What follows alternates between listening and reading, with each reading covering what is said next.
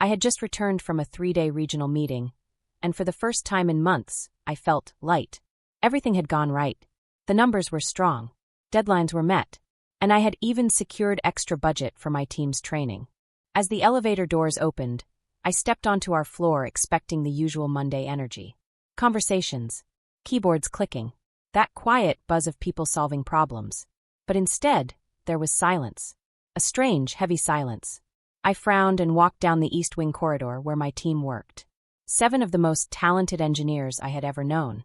"Finola," I called out. No answer. That was unusual. She was always the first one in. I picked up my pace. And then I saw it. Our workspace was empty. Not messy. Not under renovation. Empty. Desks cleared. Monitors gone. Chairs missing. Even the small things, the things that made it ours, were gone. The coffee mugs.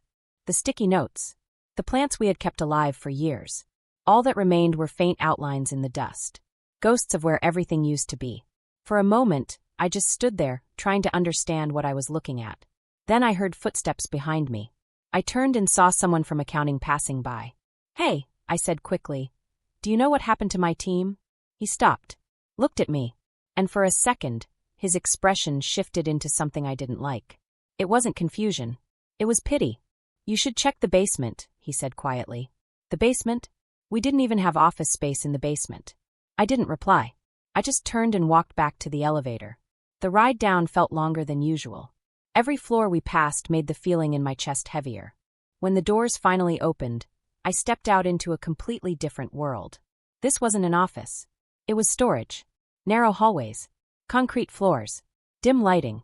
I had to walk past stacks of old equipment and maintenance rooms before I found a door with a paper sign taped to it. Engineering Team B. Printed in cheap ink. Crooked. Temporary. I pushed the door open. And there they were. My team. 7 people, squeezed into a space that wasn't meant for working. Monitors balanced on folding tables. Cables running across the floor like traps. Exposed pipes above their heads. Water dripped from one of them, slowly, into a plastic bucket. Drip. Drip. Drip. No one spoke when I walked in. They just looked at me. And in their eyes, I saw it. Humiliation. "What happened?" I asked quietly. Finola looked up. Her jaw tightened before she spoke. "While you were gone, Deer came down with movers," she said. "He said we had to relocate immediately. How much time did you have?" 30 minutes. 30 minutes. I took a slow breath. "And why?" I asked. She gave a small, bitter laugh. "To make space." "For who?" I asked. "A specialist," Ren spoke from the corner. "A productivity expert. Apparently, he's going to change everything." "Of course he is." I nodded once, then turned and walked back out of the room. No anger. No reaction. Just silence. I went straight upstairs back to our old workspace. And there he was. A young man standing in the middle of it, arranging framed certificates on my desk. My desk. Like he owned it. Beside him stood Deer, watching him like he had just discovered something extraordinary. "Oh, there you are," Deer said when he saw me. His voice was bright. Almost excited. "Perfect timing. I want you to meet Bastian, our new productivity transformation specialist." Bastian didn't even look at me. He kept adjusting his awards on the desk. "His methods increased output by 300% at his last companies," Deer continued proudly. 300%. I said nothing. "He needs proper space to implement his system," Deer added, lowering his voice slightly. "Your team can manage downstairs, just for now." Just for now. I looked at Bastian again. Still no acknowledgement. Not even a glance. And in that moment, something became very clear. This wasn't a mistake. This was a decision. A deliberate one.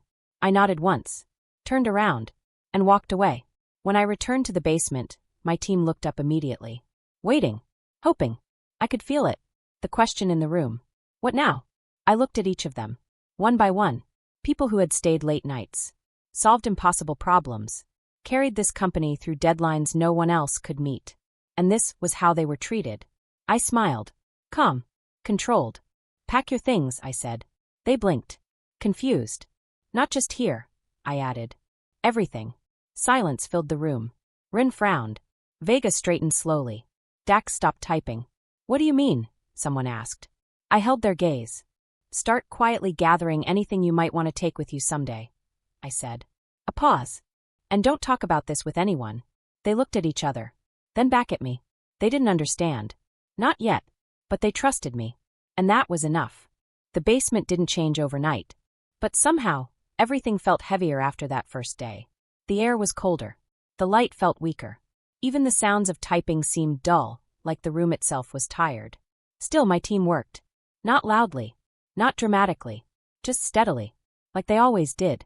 But now, something had shifted inside them. They were no longer just working. They were watching.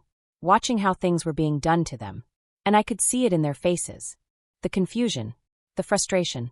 The silent question they weren't asking out loud. Why us? One afternoon, Dax finally broke the silence. I don't understand something, he said softly, without looking up from his screen. Why are we documenting everything so carefully now? They don't even care about our work anymore. A few heads turned, waiting for my answer. I leaned back slightly and spoke calmly. Because everything we do, I said, should be done with integrity. Even in a place like this. Even when no one is watching. The room went quiet again. But this time, it wasn't confusion. It was acceptance. Slowly, they went back to work. Typing. Sorting. Recording. Trusting me. Even if they didn't fully understand why. 2 weeks passed like this. Basement work. Temporary setups. Broken infrastructure. And above us a world that kept moving like nothing had changed. Then one morning, everything shifted again. I got a call. From the CEO. She wanted me to present our team's work at an upcoming board meeting. For a moment, I just stared at my phone. This was unexpected. Too clean. Too sudden. But I agreed. When I told my team, the reaction was immediate.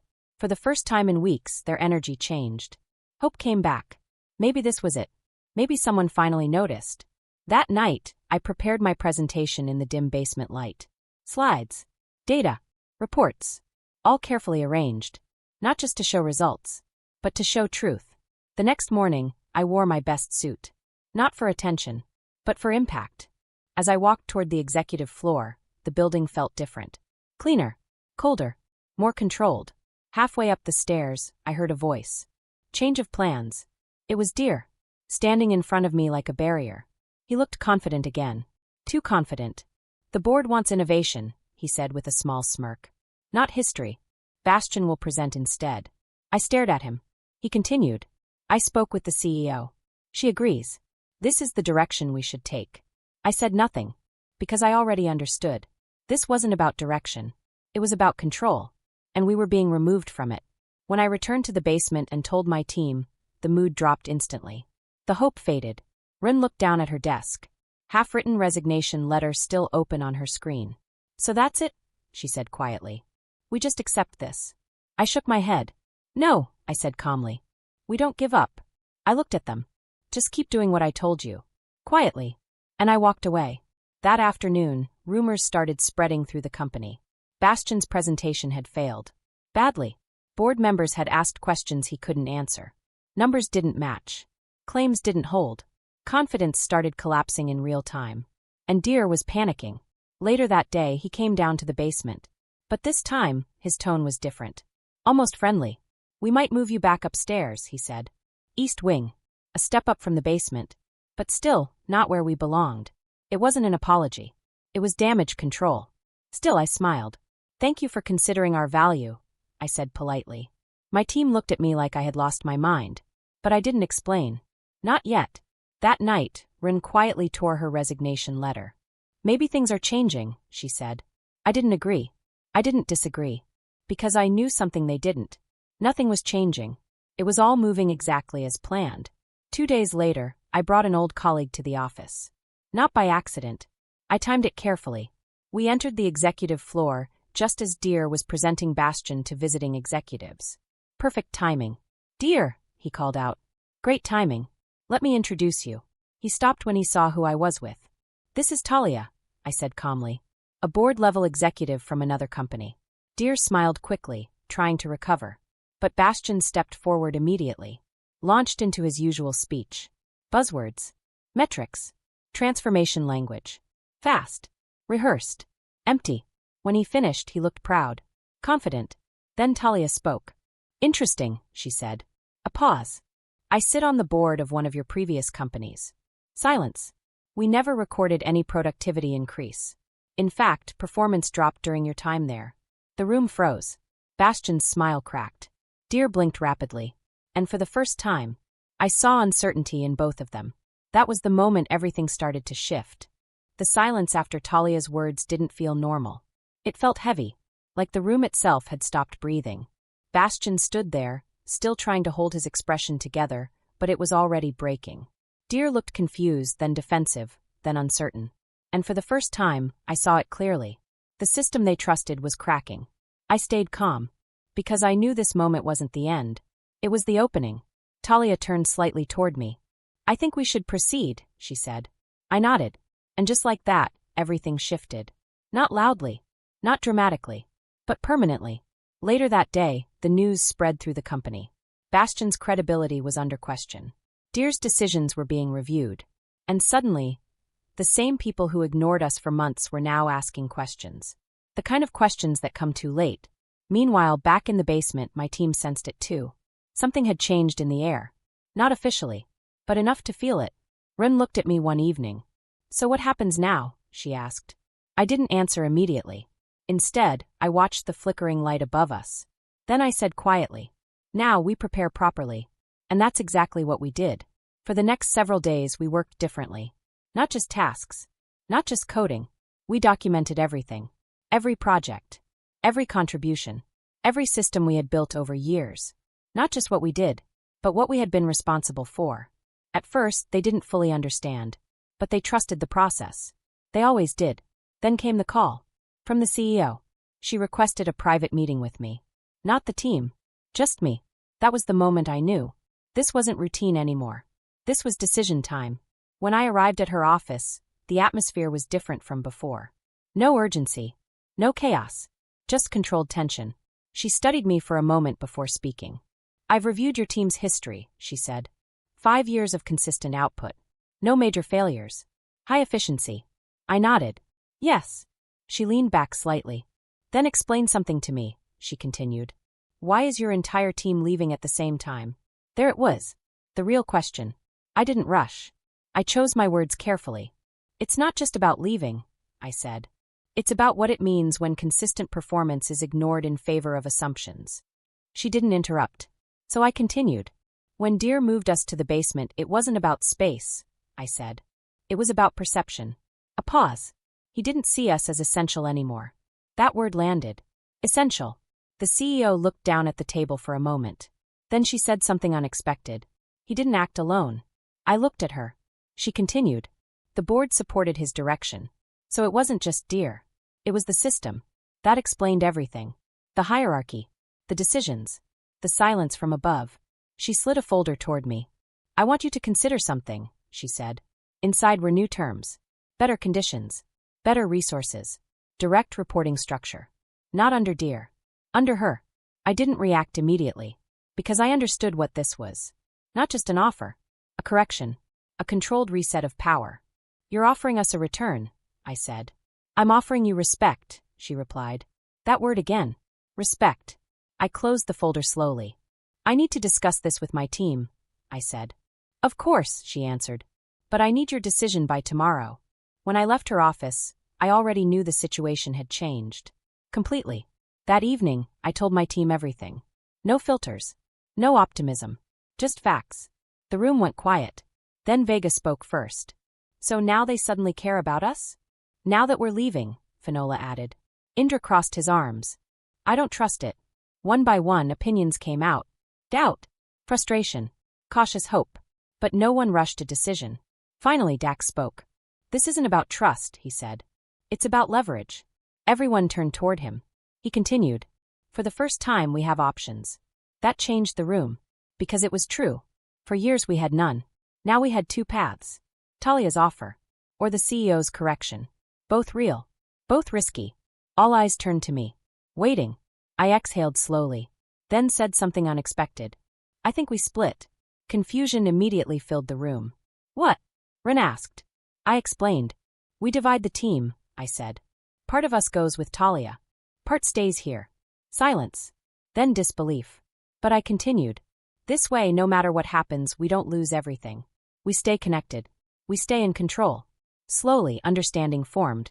Not agreement yet, but possibility. Finola leaned back. "That's actually smart," she said quietly. And just like that, something shifted again. Not just in strategy, but in identity. We weren't just a team anymore. We were becoming something else. A network. A system of our own. And I knew then. The final phase was about to begin. The morning of the board meeting arrived faster than expected. Too fast. Like the system itself had decided to speed things up before anyone was truly ready. The city outside the windows looked normal. People going to work. Cars moving. Life continuing. But inside me, everything felt aligned. Focused. Ready. My team arrived one by one in the basement. No one spoke loudly. No jokes. No distractions. Just preparation. Final preparation. I handed each of them a sealed envelope. They looked at them, then at me. "What's inside?" Ren asked softly. "You'll know when it matters," I said. No further explanation. They trusted me. They always did. At 8:30, we moved toward the executive floor. The building felt different today. Quieter. Like even the walls were waiting. Outside the boardroom, we stopped. The doors were closed. Behind them, decisions were already being shaped. Ren whispered, "We're really doing this." I nodded once. "Yes." At exactly 8:55, the assistant opened the doors. "Engineering Team B," she said. "The board is ready for you." We walked in. Slow. Steady. All eyes turned immediately. The long table. Executives. Board members. Dear. Bastian. And at the far end, the CEO. I noticed her watching carefully. Measuring everything. We took our seats. No hesitation. No fear. Just presence. Dear leaned slightly toward Bastian and whispered something, but Bastian didn't respond. He looked unsettled. That was new. The CEO spoke first. "Today," she said calmly, "we're reviewing the future structure of this department." A pause.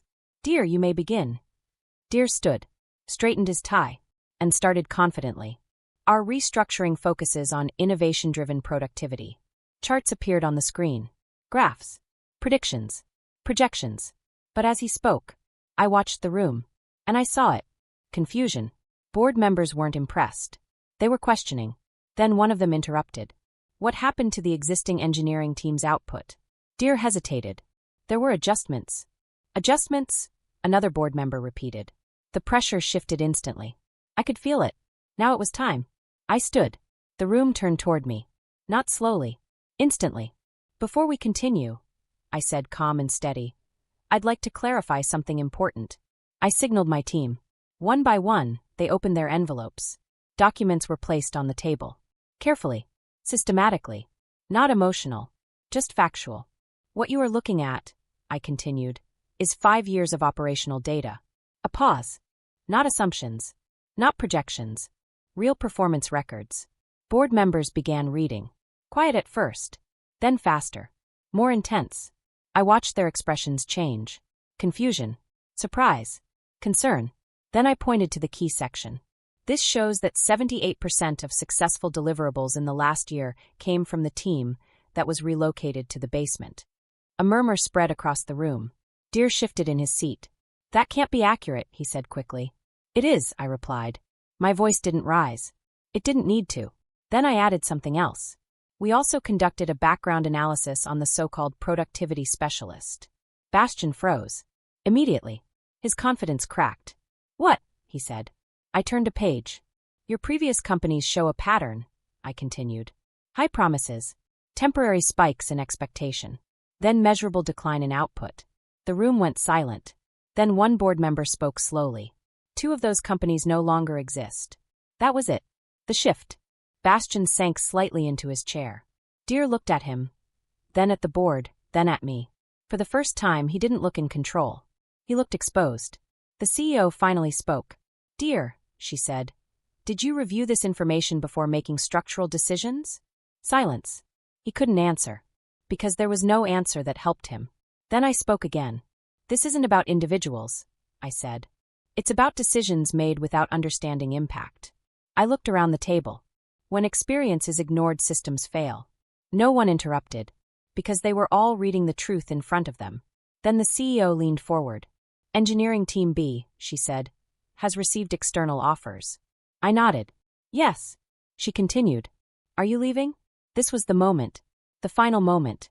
I looked at my team. 7 people. Different personalities. Different strengths. But one shared history. I turned back.